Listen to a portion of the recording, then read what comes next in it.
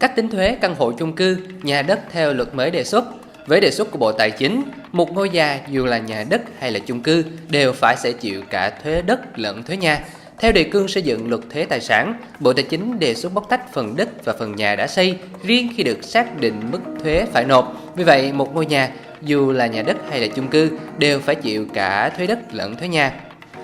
Với căn hộ chung cư, cách tính số thuế phải nộp bằng thuế đất cộng với thuế nhà. Diện tích đất thuế được xác định bằng diện tích nhà của từng tổ chức, hộ gia đình, cá nhân sử dụng nhân với hệ số xác định diện tích đất thuế. Chúng ta hãy cùng xem bảng.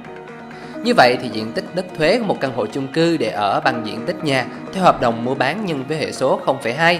Giá đất là giá của 1 mét vuông đất tính thuế sẽ theo bảng giá do Ủy ban Nhân dân cấp tỉnh công bố tại thời điểm tính thuế. Thuế suất là 0,4%. Ví dụ, một căn hộ để ở trên đường Hoàng Đạo Thúy, Thanh Xuân, giá đất được công bố là 39 triệu đồng trên 1 mét vuông. Do đó, thuế đất chủ căn hộ phải nộp là 80 mét vuông nhân 0,2 nhân 39 nhân cho 0,4% là bằng 2,496 triệu đồng mỗi năm. Trong khi đó, thuế được tính theo công thức riêng. Thuế nhà chung cư bằng diện tích nhân với suất vốn đầu tư trừ cho 700 và nhân tất cả cho thuế suất. Diện tích nhà, diện tích ghi trên sổ hồng, hợp đồng mua bán. Suất vốn đầu tư là giá trị đầu tư mỗi mét vuông sàn từng loại công trình được Bộ Xây dựng quy định tại quyết định số 706 ban hành tháng 6 năm 2017.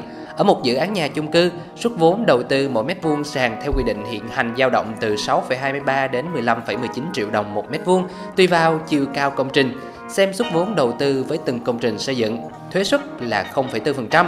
Giả sử căn hộ trên đường Hoàng Đạo Thúy nằm ở tòa nhà chung cư cao từ 25 đến 30 tầng, suất vốn đầu tư theo quy định là 11,35 triệu đồng. Giá tính thuế của căn hộ là 80 x 11,35 bằng 908 triệu.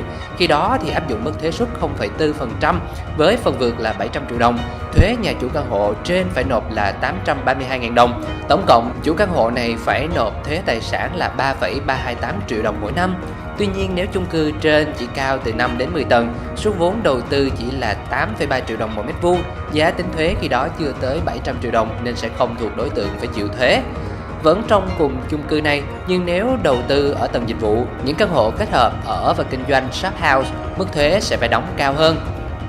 Với nhà đất, theo đề cương luật Bộ Tài chính đang dự thảo, diện tích đất tính thuế đối với nhà đất là diện tích ghi trên giấy chứng nhận quyền sử dụng đất, quyền sở hữu nhà đất và tài sản gắn liền với đất hoặc trên quyết định giao đất, cho thuê đất hoặc hợp đồng giao đất, hợp đồng cho thuê đất.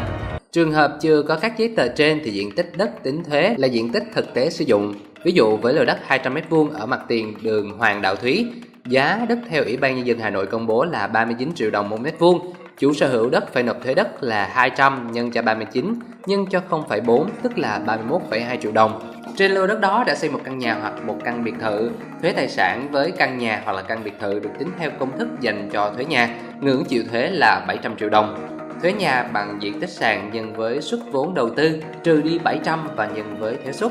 Cụ thể, với nhà mới xây, giá mỗi mét vuông nhà tính thuế là giá mỗi mét vuông nhà xây dựng mới, căn cứ trên suất vốn đầu tư theo quy định của Bộ Xây dựng ban hành. Hiện suất vốn đầu tư xây dựng một căn biệt thự từ 2 đến 3 tầng theo quy định vào khoảng 8,56 triệu đồng trên 1 mét vuông xây mới. Khi đó, nếu căn biệt thự được xây 3 tầng với tổng diện tích sàn khoảng 300 mét vuông, chủ biệt thự phải chịu thêm khoản thuế là 300 nhân cho 8,56 trừ 700 nhân cho 0,4% là bằng 7,42 triệu đồng mỗi năm. Vậy tổng cộng chủ sở hữu biệt thự ở Hoàng Đạo Thúy phải nộp là 38,67 triệu đồng mỗi năm thuế tài sản cho bất động sản này. Tuy nhiên, nếu trên lô đất đó chỉ có một căn nhà ống 2 đến 3 tầng thì suất đầu tư lại thấp hơn, chỉ 6,81 triệu đồng một mét vuông. Mức tính thuế phải nộp mỗi năm vào khoảng 5,372 triệu đồng. Song nếu đây là một căn nhà đã qua sử dụng thì sẽ tính dựa trên chất lượng còn lại của nhà. Bộ Tài chính cho biết, hiện Ủy ban Nhân dân cấp tỉnh đang ban hành tỷ lệ chất lượng còn lại của nhà để tính lệ phí trước bạ đối với nhà. Tuy nhiên, mức thuế phải nộp còn phụ thuộc vào vị trí lô đất ra sao.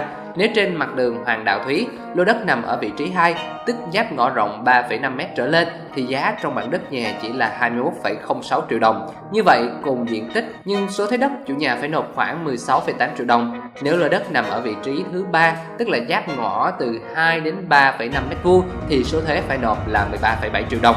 Và vị trí thứ 4 là giáp ngõ dưới 2 m2, thì số thuế còn 12,126 triệu đồng.